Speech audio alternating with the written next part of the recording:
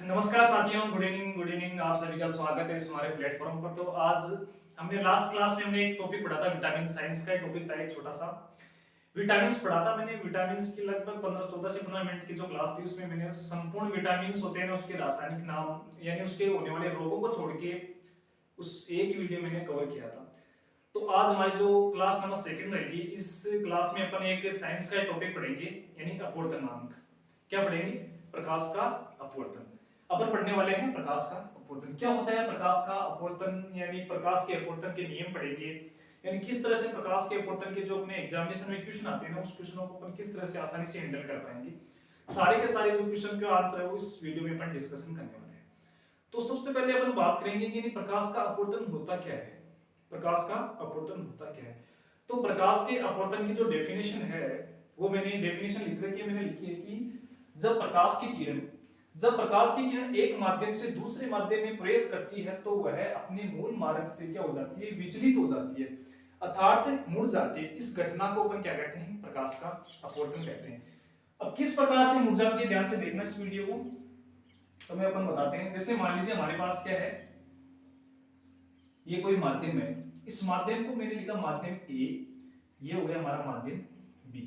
जब प्रकाश की किरण माध्यम एक से यानी माध्यम एक से माध्यम बी में जाती है तो वो क्या हो जाती है? अपने मूल मार्ग यानी जो इसकी डायरेक्शन थी ना, वो कायदे से तो इस तरह से होनी चाहिए, यानी डायरेक्शन सीधी थी, यानी कायदे से सीधी जानी थी जो प्रकाश की किरण, लेकिन वो क्या हो जाती है? माध्यम की कुछ विशिष्ट गुणों के आधार पर, यानी इसके जो माध्यम की कुछ पर्सनली गुण होते हैं, उस गुणों के आधार पर वो क्या हो जाती है? अपने मूल मार्ग से अपनी डायरेक्शन चेंज कर लेती है। जब ये डायरेक्शन चेंज करती है यहां से आने के बाद इस प्रकार से, इस घटना को अपन क्या बोलते हैं? प्रकाश का अपवर्तन बोलते हैं। इस घटना को अपन प्रकाश का अपवर्तन बोलते हैं। यानी इसको अपन ये बोल सकते हैं कि जो माध्यम की दिशा है ना वो चेंज हो जाती है, या फिर प्रकाश की किरण की जो दिशा है ना वो डायरेक्शन चेंज हो जाती है। इसको अपन बोलते हैं प्रकाश का अपवर्तन की जो मैंने डेफिनेशन है ये लिख रखी है, आप आराम से नोट कर लेना डेफिनेशन को। तो अपन यहाँ पर अपन नेक्स्ट अपन स्टार्ट करेंगे इसके कुछ नियम, नहीं प्रकाश के अपवर्तन के नियम क्या है। तो एक बार इसको भी मिटा देता हूं। प्रकाश के अपवर्तन के नियम की अपन बात करेंगे इसमें, यानी कौन कौन से जो नियम है प्रकाश के अपवर्तन में काम आते हैं। हमारी जो हेडिंग रहेगी प्रकाश के अपवर्तन की, हमने डेफिनेशन सीख ली, उम्मीद है समझ में आई होगी आपको डेफिनेशन। अब अपवर्तन के नियम, अपवर्तन के नियम। अपवर्तन के नियम समझाने से पहले मैं आपको एक डायग्राम बनाता हूं, उस डायग्राम से अपन समझेंगे धीरे धीरे आसानी से। ये मैं एक डायग्राम बना रहा हूं, इधर अपन नियम लिख लेंगे। इसको बोलते हैं अभिलंब। क्या बोलते हैं इसको? इसको बोलते हैं अभिलंब। इसको बोलते हैं अभिलंब। और ये हो गई मान लीजिए कोई प्रकाश की किरण आ रही है, इसको बोलते हैं आपतित किरण। क्या बोलते हैं इसको? आपतित किरण। जैसे मान लीजिए प्रकाश की किरण विरल माध्यम, इसको अपन मान लेते हैं माध्यम ए को मानते हैं विरल, विरल माध्यम ए। ये हमारा हो गया सघन माध्यम, हमारा सघन माध्यम। और ये जो कोण है ना अभिलंब और आपतित किरण का जो मध्य का कोण है, इस कोण को बोले अपन कोण आई। इस कोण को अपन बोलते हैं आपतन कोण। कौन सा कोण? आपतन कोण। यानी जो अभिलंब और अपवर्तित किरण के मध्य जो कोण बनता ना, इस कोण को बोलते हैं अपन आपतन कोण। कौन बोलते हैं? आपतन कोण। अब जैसे मान लीजिए ये प्रकाश की किरण है, विरल से सघन में जा रही है। विरल, विरल का मतलब क्या हो गया? विरल माध्यम से आप समझोगे वायु। वायु क्या होती है? विरल होती है। सघन का मतलब उसके माध्यम के कण यदि ठोस होते हैं, वो परमाणुओं के मध्य अधिक आकर्षण बल से जुड़े होते हैं, उस माध्यम को अपन बोलते हैं सघन का मतलब यानी गहरा। अब ठोस और द्रव में क्या समझोगे आप? ठोस और द्रव है उसमें अपन सघन कौन सा हो गया? विरल कौन सा हो गया? द्रव विरल हो गया और ठोस क्या हो गया? हमारा सघन माध्यम हो गया। अब ये किरण जैसे ही विरल माध्यम से सघन माध्यम में जाती है तो क्या हो जाती है, अभिलंब की ओर मुड़ जाती है, अभिलंब की ओर मुड़ जाती है, यानी अभिलंब की ओर मुड़ जाती है। जो ये कोण बनता है ना, इस कोण को बोलते हैं अपन कोण आर। क्या बोलते हैं, कोण आर। कोण हमारा आर हो गया आपतन अपवर्तित कोण। ये जो किरण है ना, इस किरण को बोलते हैं अपवर्तित किरण। कौन सी किरण, अपवर्तित किरण। ये जो हमारा कोण हो गया, इस कोण को अपन बोलते हैं अपवर्तन कोण, अपवर्तन कोण। इस कोण को अपन बोलते हैं अपवर्तन कोण। ये हमारा समतल हो गया। अब एक बार इस डायग्राम को देखो, यानी इसमें एक आपतित किरण है। क्या है, आपतित किरण आ रही है, आने के बाद एक माध्यम से दूसरे माध्यम में प्रवेश कर रही है, यानी विरल माध्यम से जब सघन माध्यम में जा रही है तो वो क्या हो रही है, अभिलंब की ओर बढ़ती है, अभिलंब की ओर मुड़ जाती है। क्या होती है, अभिलंब की ओर मुड़ जाती है। तो इस घटना को हमने प्रकाश का अपवर्तन की घटना का नाम दिया था। अब इस डायग्राम से अपन बात करेंगे इस अपवर्तन के नियम। तो यहाँ पर अपन अपवर्तन का जो पहला नियम निकल के आया ना, वो हमारा क्या है, पहला नियम। पहला नियम हमारा ये हो गया कि आपतित किरण, आपतित किरण, आपतित किरण, अपवर्तित किरण,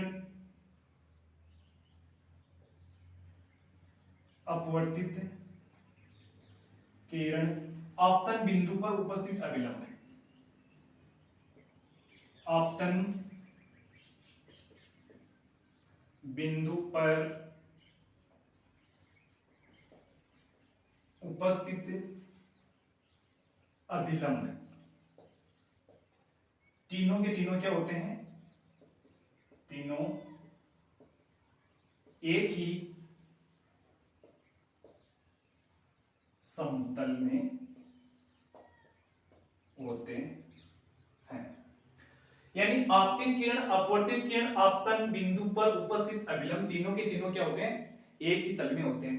अब देखिए, आपतित किरण हमारी ये हो गई, और आपतन कोण, अपवर्तित किरण ये हो गई, और आपतन बिंदु कौन सा हो गया, ये वाला मिड पॉइंट है, इसको बोलते हैं आपतन बिंदु पर उपस्थित जो अभिलंब है, ये वाला, ये क्या होते हैं, तीनों के तीनों हमारे क्या होते हैं, एक ही समतल में होते हैं, एक ही समतल में होते हैं। ये हमारा अपवर्तन का पहला नियम हो गया। अब अपन नियम 2 की बात करें। नियम 2 क्या कहता है कि जो, यानी आपतित किरण, यानी प्रकाश के किसी विशेष रंग के लिए, यानी प्रकाश का जो 7 वर्णों में प्रकाश विभक्त होता है, तो उसमें प्रकाश का किसी विशेष रंग के लिए आपतन कोण की ज्या, आपतन कोण की ज्या को अपन लिखेंगे साइन आई, आपतन कोण की ज्या साइन आई, और अपवर्तन कोण की ज्या साइन आर, यानी आपतन कोण की ज्या और अपवर्तन कोण की साइन आई साइन आर, ये क्या होते हैं, एक माध्यम से दूसरे माध्यम, यानी दोनों माध्यमों के लिए हमेशा क्या होते हैं, नियत होते हैं। इसको अपन लिखेंगे स्नेल का नियम, यानी आपतन कोण की ज्या साइन आई और अपवर्तन कोण की ज्या साइन आर क्या होते हैं, किन्हीं दो माध्यमों के लिए क्या होते हैं, नियत होते हैं। यानी माध्यम फर्स्ट और माध्यम सेकंड दोनों के लिए क्या हो गए, नियत हो गए। तो इसको अपन बोलते हैं स्नेल का नियम।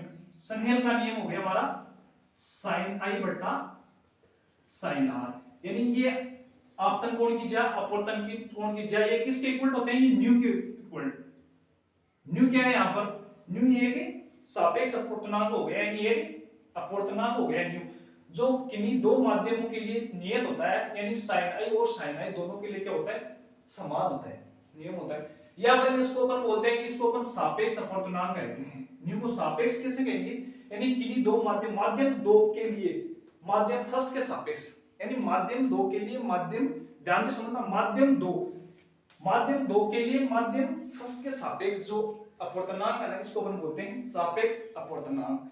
यानी यही हमारा क्या हो गया, sine i upon sine r क्या होगा, हमारा स्नेल का नियम। कई बार एग्जाम में डायरेक्ट पूछना जाता है कि स्नेल का नियम कौन सा है, तो स्नेल का नियम आपको पता होना चाहिए, साइन आई और साइन आर ये माध्यम फर्स्ट और माध्यम के लिए दोनों के लिए क्या होता है, इक्वल होता है, नियत होता है। दूसरी बात हमने पढ़ी कि जो माध्यम दो है, न्यू है, माध्यम दो के लिए माध्यम एक के सापेक्ष, किन्हीं दो माध्यमों के लिए माध्यम दो के सापेक्ष माध्यम एक का जो अपवर्तनांक है ना उसको अपन बोलते हैं सापेक्ष अपवर्तनांक।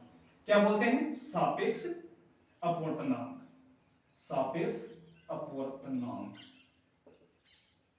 अब अपन बात कर लेते हैं, यानी स्नेल का हमारा दो नियम थे, ये दोनों नियम मैंने लिख दिए। अब अपन बात करते हैं कि जो प्रकाश की किरण विरल से सघन में गई थी, यहां पर किस में गई थी? प्रकाश की किरण है वो विरल से सघन में गई थी। अब अपन बात करेंगे प्रकाश की किरण जब सघन माध्यम से विरल माध्यम में जाती है, तो एक छोटा सा डायग्राम यहां बना लेते हैं अपन। यानी जब प्रकाश की किरण, ये हमारा कोई माध्यम हो गया सघन, इसको अपन बोलते हैं सघन माध्यम। सघन माध्यम, ये हमारा हो गया विरल माध्यम। विरल माध्यम, इसका मतलब क्या हो गया? जब प्रकाश की किरण सघन माध्यम से विरल माध्यम में जाती है, सघन से विरल में जाती है, तो क्या है? अभिलंब से क्या हो जाती है? दूर हट जाती है। अभिलंब से क्या होती है? सेम का सेम डायग्राम यही रहेगा। अभिलंब से क्या हो? दूर हट जाती है। ये कोण क्या हो गया? आई। इस कोण को अपन बोलते हैं, ये हमारा अभिलंब हो गया, ये हमारा आपतन कोण, इसको कोण को बोलते हैं अपन आर। ये हमारा 90 डिग्री कोण है, ये यहां से 90 डिग्री बना रहा है। यहां से हमारा जो निष्कर्ष क्या निकला, यानी जब प्रकाश की किरण विरल माध्यम से जब सघन माध्यम में प्रवेश करती है, तो वो क्या हो जाती है? अभिलंब की ओर मुड़ जाती है। अभिलंब की ओर मुड़ती है। जब प्रकाश की किरण सघन से विरल में जाती है, तो अभिलंब से क्या हो जाती है? दूर हट जाती है। ये बात बहुत इंपॉर्टेंट बात है, ये ध्यान रखना, एग्जाम में यहीं पर कंफ्यूज हो जाते हैं। अब अपन बात करेंगे इसके अपवर्तन के एग्जाम्पल की। अब जैसे मान लीजिए मैंने ये बताया कि अपवर्तन के मैंने नियम बताए, फिर मैंने ये बताया कि जब सघन से विरल में जाती है या विरल से सघन में जाती है, तो प्रकाश की किरण क्या होता है। अब अपन बात करेंगे, जैसे मान लीजिए आपको एग्जाम में क्वेश्चन आ गया, कई बार एक एग्जाम में क्वेश्चन आया था, शायद ऑटोमेटेड कार्टोग्राफी की एग्जाम थी, उसमें क्वेश्चन में दे रखा था कि जब प्रकाश की किरण वायु से कांच में प्रवेश करती है, तो निम्न में क्या होता है। उसमें जो एग्जाम्पल थे ना, उसमें दे रखा था कि अभिलंब की ओर मुड़ती है, अभिलंब यानी बंकती है, उसमें ऑप्शन में था कि बंकती है। बंकती का मतलब हो गया यानी दूर हटती है, बंकना मतलब दूर जाना, और अभिलंब की ओर बंकती है या मुड़ जाती है, अलग अलग इसमें दे रखा था। तो अपने को जो इनकी जो प्रॉपर्टी है वो पता होगी ना, तब इस क्वेश्चन को अपन आसानी से हल कर सकते थे। तो इसकी जो प्रॉपर्टी है, जब वायु क्या है, मैंने लिखा वायु क्या है, वायु यहाँ पर क्या है? विरल माध्यम है, पता है ना आपको। कांच क्या है? ठोस सघन माध्यम है। जब प्रकाश की किरण जब विरल से सघन में जा रही है, तो वो क्या कर रही है? अभिलंब की ओर मुड़ रही है। तो हमारा ऑप्शन में अपन देख सकते हैं, पकड़ सकते हैं कि अभिलंब की ओर मुड़ जाती है, तो इसको अपन बोलते हैं प्रकाश का विरल माध्यम से सघन माध्यम में जाना। इसी प्रकार से आपको बोल सकता है, जब प्रकाश की किरण कांच से वायु में जाती है, द्रव से किस में जाती है, यानी सघन और विरल का आपको ध्यान रखना है। जब विरल से सघन में जाएगी तो मुड़ेगी, और सघन से जब विरल से सघन में मुड़ेगी और सघन से विरल में दूर हटेगी। ये दो बात हमेशा ध्यान रखना। तो इन दोनों बातों को आपको मैं नोट करवा देता हूं एक बार, आप एक बार साइड में लिख लेना इसको शॉर्ट में। सघन से विरल मैं लिख रहा हूं, दो बात ध्यान से लिखना, विरल से सघन और सघन से, ये बहुत काम की बात है। सघन से विरल दोनों में क्या होता है, यहां पर होता है कि विरल से सघन में जाएगी तो अभिलंब की ओर मुड़ना, अभिलंब की ओर मुड़ना या झुक जाना, मुड़ना, अभिलंब से दूर हटना, अभिलंब से दूर हटना। ये दो इंपॉर्टेंट बात है, दोनों मोस्ट है, उसको आप नोट कर लेना अलग से।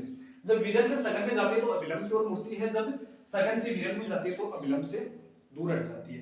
अब अपन नेक्स्ट बात करेंगे, इसमें कुछ एग्जांपल है किसके? प्रकाश के अपवर्तन के एग्जांपल। एग्जांपल में अपन बात करेंगे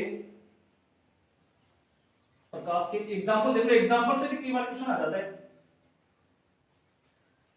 एग्जांपल की अपन बात करें, पहला एग्जांपल है तारों का टिमटिमाना। कुछ एग्जांपल लिख लो, तारों का प्रकाश के अपवर्तन के उदाहरण। उदाहरण की अपन बात करेंगे। उदाहरण हमारा जो पहला एग्जांपल क्या है?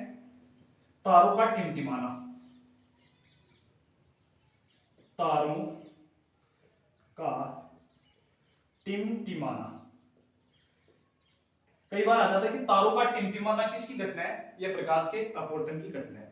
दूसरा एग्जांपल मैं लिख देता हूं, वैसे बोल देता हूं मैं आपको, यानी जब सूर्योदय, यानी सूर्य उदय होने से पहले और सूर्यास्त होने के पहले, यानी सूर्य उदय हो रहा है उससे पहले और सूर्यास्त होने से पहले सूर्य का दिखाई देना, यह भी किसका कारण है, प्रकाश का अपवर्तन का एग्जाम्पल है ये भी।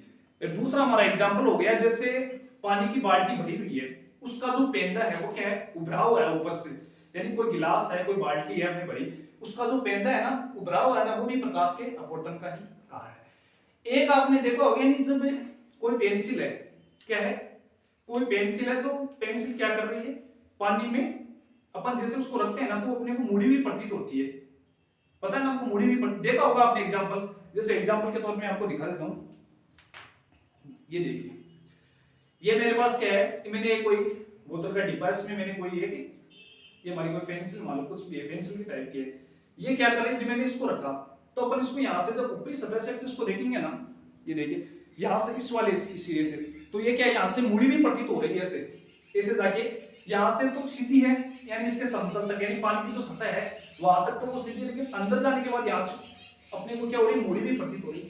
ये घटना भी किसकी है, प्रकाश के अपवर्तन की घटना। इसमें एग्जाम्पल में आ सकता है, यानी पेंसिल का पानी में मुड़ा हुआ प्रतीत होना, ये किसकी घटना है, प्रकाश के अपवर्तन की घटना है। तो उम्मीद है कि आपको सब कुछ समझ में आ रहा होगा।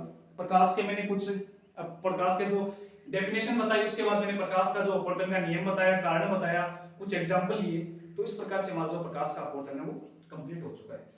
तो आप इस वीडियो को अच्छे से देखना, अगर वीडियो अच्छा लगे तो वीडियो को लाइक करना, शेयर करना और चैनल को सब्सक्राइब करना है प्लीज। जय हिंद।